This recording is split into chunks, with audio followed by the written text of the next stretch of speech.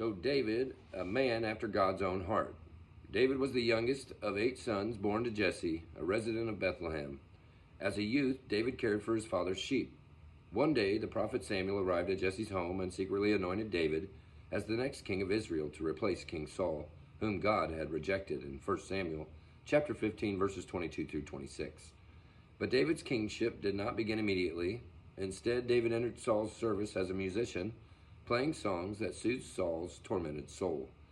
David also helped Saul by defeating the Philistine champion Goliath in individual combat. Although David was loyal, Saul grew deeply jealous of David's popularity and tried to kill him. David escaped and led a virtual kingdom in exile with a standing army of 600 men. After Saul was killed in battle, David became king over the people of Judah and eventually unified the entire kingdom of Israel under his rule.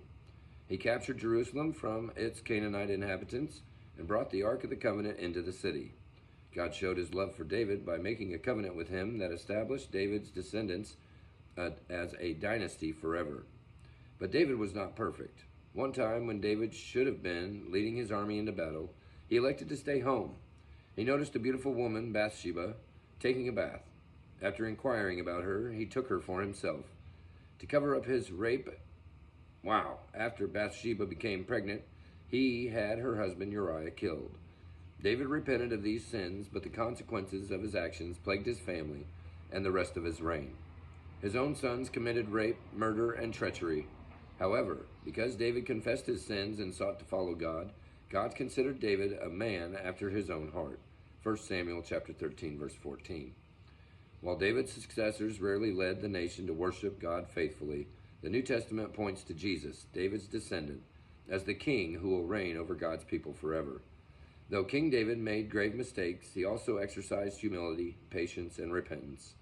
He focused on completing the tasks God had given him while waiting for God's timing to be fulfilled. Do you grow impatient while waiting for God to fulfill his promises to you? Focus on the responsibilities God has given you and pray that he will give you humility and patience while you wait. David's courageous story can be found in 1 Samuel chapter 16 through 1 Kings chapter 2, and he wrote much of the book of Psalms.